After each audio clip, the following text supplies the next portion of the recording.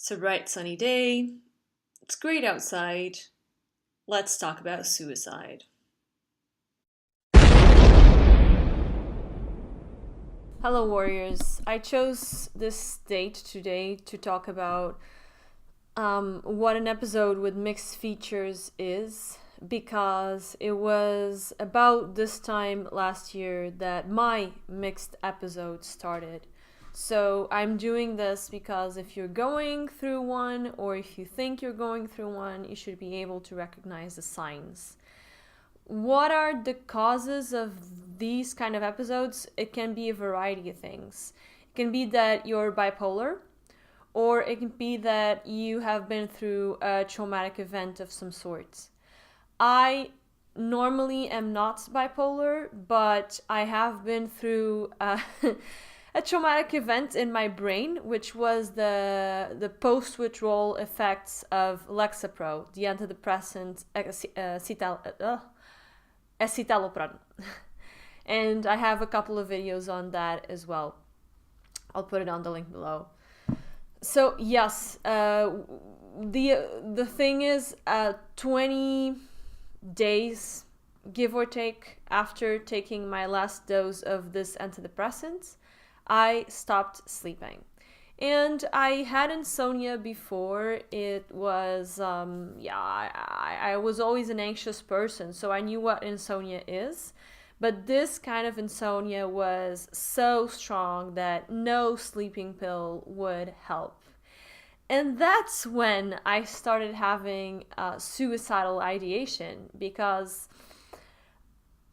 I couldn't sleep anymore. So I was panicking that I couldn't sleep anymore. And the thing is, I saw my therapist for it, and she said that, well, your insomnia is not something that is caused by normal anxiety because you're super agitated. So the thing about having an episode like this is that you are depressed, you cannot sleep, but you're agitated at the same time. So you're energetic at the same time. That's why they called it a mixed episode.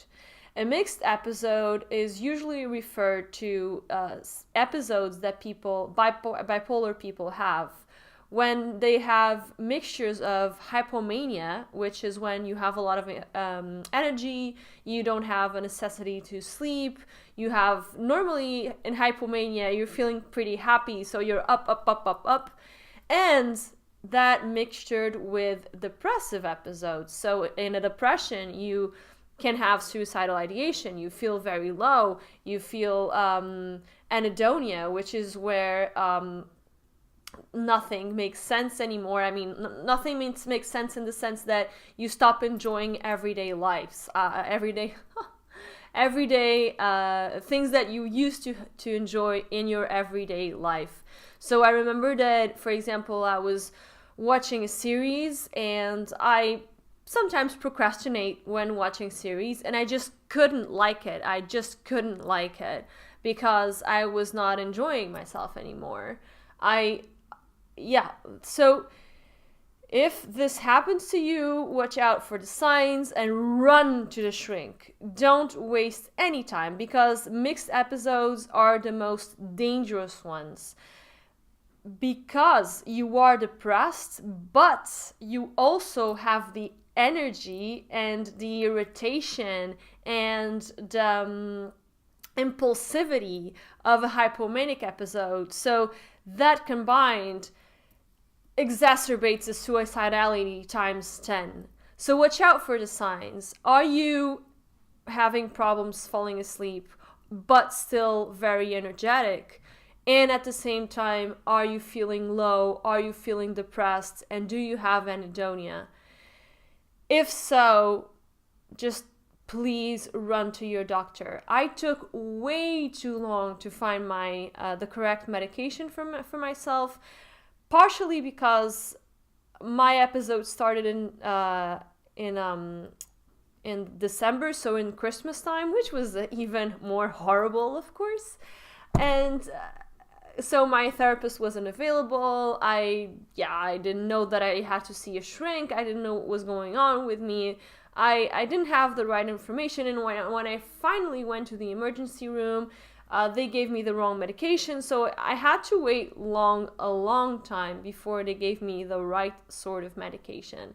So the sooner you treat this, the better it is, and the less time it takes. My mixed episode took, I would say, more than 3 months, and I know that people, namely people with bipolar, because they already know that they have a mood disorder, so they are already medicated and they already are being followed by a specialist.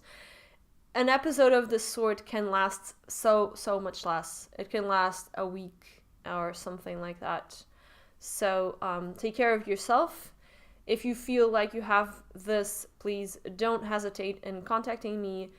Contact a healthcare specialist, not a general doctor, a psychiatrist, and a good one, because not every psychiatrist knows what they're doing out there. And also a psychologist, because you're going to need all the help you can get at this moment. This is one of the toughest things that can happen to anyone. It's definitely the hardest thing that happened in my life. So I wish you very well, and I'm supporting you. I'm here for you, and happy healings.